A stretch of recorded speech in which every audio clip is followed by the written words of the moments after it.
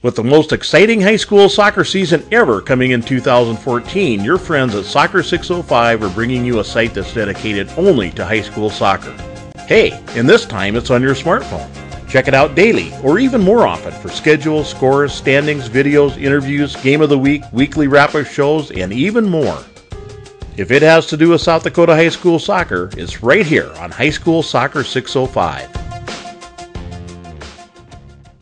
Well, hello everybody, Randy McKee here with Soccer 605, and we're going to have a roundtable discussion and have I think a very important and, some might even say monumental decision. I'm sitting here with three other people who have just announced that they're starting a brand new soccer league in South Dakota called the Prairie League. And around my house, being an old country western music fan, I'm going to call it the Pure Prairie League for those of you who remember that. But the bottom line here is, we have a group of people who've been collaborating. And so, Robert, I'm going to start out with just having you kind of describe the structure of what we're looking at. And then we, of course, have Robert Hoffman with the Tempo Group. We have Mike Greco, the technical director at Watertown Youth. And we have Jodie Lambert, who's the president at Mitchell. So, Robert, let's start with you and just talk about the structure of the Prairie League. So the Prairie Soccer League will be a U.S. club sanctioned league that will service South Dakota, North Dakota, Minnesota, Iowa, and Nebraska we're approved for. So that'll allow not only teams from South Dakota to be able to participate, but also those teams around the borders of South Dakota on the eastern side, they'll be able to take advantage of a soccer league in the area, right? So that's one thing that, as long as I've been part of soccer in South Dakota, has really been missing, is a structured league that not only that can organizations, but also players and families count on every spring and fall. So for the fall, we're looking at offering U10, U11, 12, and then U14 divisions. Of course, we need teams to be able to fill the divisions. Temple will be participating, Mitchell, and Watertown. And we're hoping Yankton and Vermilion and a lot of the other associations, Huron, Aberdeen, Millbank, Broughton, Pierre, and I'm sure I'm forgetting a few, but we're hoping that everybody comes in and takes advantage of a structured league that's here, hopefully to stay. Well, I remember, 2 years ago, Jody, we did a roundtable discussion at the South Dakota State Soccer Association and the tournament, and that was one of the frustrations that you were expressing at that time, just having come into Mitchell, about we don't have a league, and we're needing to get more organized on this. And so, one question I'm sure is going to be floating around out there, especially for Watertown and for Mitchell. You guys already have an association that you belong to, and I don't know if because we all know that the Prairie Soccer League is going to be a U.S. club soccer league. Are you guys still going to be connected with U.S. youth soccer and with U.S. club soccer? We're going to look at registering all of our players that are going to participate in Prairie Soccer League will be registered as U.S. club. And we'll look at doing some rostering again of some of our other teams with U.S. Youth. So we're not leaving U.S. Youth 100%. Okay. Are you looking? Yeah, it's the same thing with us. We're looking at the opportunities with U.S. Club, but we're going to stay. Part of us is going to stay U.S. Youth. Okay. Well, and we're seeing that all over the country where clubs are duly registered. One of the things that I always thought was really neat about having that scenario. And this, with all the relationship and friendship we've had with South Dakota United over the years, is that they were literally able to register their teams in U.S. club soccer and have their players play in their hometown team with U.S. youth teams and in U.S. club. At least in theory, it looked good. I'm not sure that the local associations, some of them are cooperating so much on that. But, that is the one thing I think from my perspective that I've seen through the spring with the spring league you people all did, is all the amount of collaboration and working together and how much more soccer you made for kids in your towns. So, Jody, let me ask you, what were some of the considerations, in your organization when you talked about going to the Prairie Soccer League? Well, first of all, Dakota Challenge has been huge instrumental in growing our association, strictly because we've got organized play that we can offer to our parents and our players, which is humongous in trying to recruit new players. And so the thought of not having a Dakota Challenge, an organized league to play in, very much terrified me, because that's what we've based our growth on. And so being able to work together, and we all have the same theory of we just want kids to play soccer. What can we do to get kids out there playing soccer and keep it organized, instead of when you and I first had that conversation 2 years ago, our association was, calling on a Thursday, calling parents to, hey, can you play in Watertown on Saturday? And people don't like that last minute all the time. So Dakota Challenge provided us all that organized play, and we wanted to see it continue, and so that's why we're really excited about the Prairie Soccer League. It's been just wonderful seeing what happened there. And Mike, we just met last winter. You flew in from beautiful sunny California into a blizzard during the flurry in Watertown. But the thing that is kind of odd, you've been a professional soccer guy for a long time, and you have not. But you're both basically newcomers to South Dakota soccer, but you had a lot of the same types of observations. And I know, Mike, talking with you about some of the things that you wanted to see in terms of availability for your kids in your club.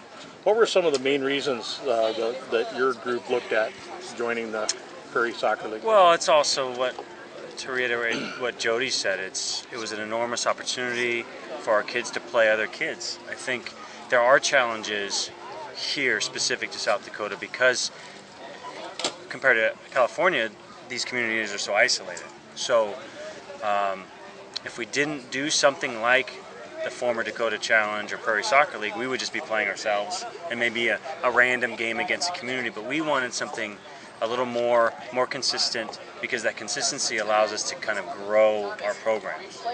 So that was kind of the main thing, is what else is there? Yeah. So we looked at that, and then we also saw there was an opportunity to take the lead on that, and we wanted to go to the front. So. The one thing I really like from us, especially from my perspective, in trying to plan where we're going to have cameras and crews and stuff for the weekend, being able to go to a website and have all the games scheduled out for the whole year, what time, what field, what town, who's playing. That was, especially for rec leagues, something that we hadn't ever seen before, and that's something I think that had very much to do with your organization, Robert, in terms of putting that together. Yeah. So we've been very fortunate the support that Temple's had with the Dakota Challenge over the last 2 seasons, and to really articulate the points that Jody and Mike made is it's really important to have scheduled games that your parents know that's going to happen against somebody that's besides in your club. No one wants to play each other all the time, more or less scrimmages. And the other important fact of any league or tournament is the games actually have to happen, right? Even though you put them out there on the website, you actually have to follow through and be able to play them.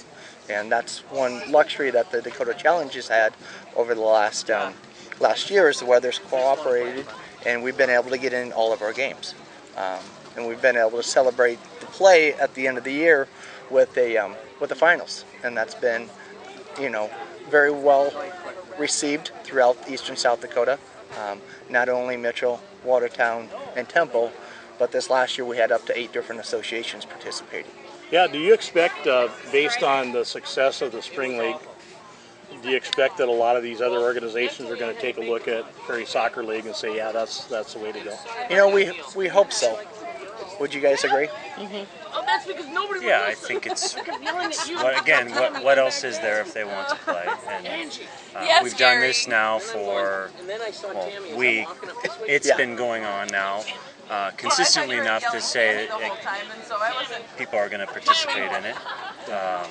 I know we would. If it was just remains a Dakota Challenge, that was the only thing that we could do. Yeah. So. Well, I know I've gotten calls from contacts that I've had around the state with all sorts of rumors flying around, and that's why I'm glad you three are here, because we're talking to the people who are actually involved in it. But one of the rumors that's been floating around is that your group is going to try to replace the South Dakota State Soccer Association, but I don't think that's the case at all. No.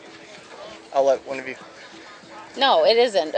Again, all we're after is we just want kids to play soccer. We want it to be able to do it in an organized fashion. And this is it's a great recruiting tool for each association. And that's what we're about. We're not about recreating the wheel, or we're just doing something that's not out there, which is organized soccer. Yeah, and you're collaborating, which is one thing that I think South Dakota soccer, more than about any other place, needs to get their act together on that. So tell us about some of the financial stuff that we've been talking about. How much does it cost to register a team, or is it a per player, or how are you guys going to do that? So the league will have a team entry fee. The team entry fee will be between $250 and $550. It depends on the age group, of course. The older the age group, the more it's going to cost. And that has to do with the cost of referees, right? The league is looking to break even. The league is not looking to make a lot of money. The league is looking to break even and provide an opportunity for kids to play soccer in the state and surrounding communities. And that's the objective of the league. Like Jody and Mike said, we're not here to start a new state association. That's not the goal. The goal is to provide a league that families, players, and associations can count on season over season. The nice thing about it too is that I know in the case of Tempo, Robert, just because of some rules, Yep. Your organization doesn't have the opportunity to be duly registered. That's just because of South Dakota state rules. But your organizations do have the opportunity to be duly registered. So actually what you're doing is creating more opportunities for players. Absolutely. And, I don't know what kind of resistance there's going to be out there, but I mean, when you strip everything else away, it looks to me that's exactly what's going on, is that you're trying to make more opportunities available for players in your community. Yeah, it's not about U.S. Club, U.S. Youth. It's about giving our kids a chance to play. And we lose a lot of kids in Watertown because they just get bored of playing the same Watertown kids over and over. So this is an opportunity. I saw it as an opportunity to take a leadership role in something that I think is good. And we're looking to grow and expand and just give kids more and more opportunities to play. That's kind of our mantra as we move forward.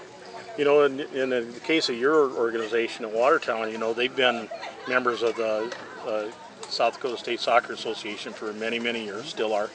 Was there a lot of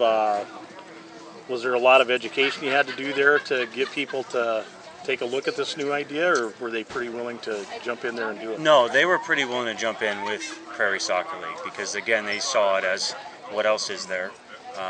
We in Watertown, we're kind of changing our identity from being a town that just kind of goes along with soccer to being a town or a community that kind of moves soccer forward. So when they saw that, hey, Prairie Soccer League is opening up, let's take some initiative and lead this thing forward. So we're really excited about it. How about it at Mitchell, Jody? Was there any apprehension among your board, or were they thinking of pretty much the same thing?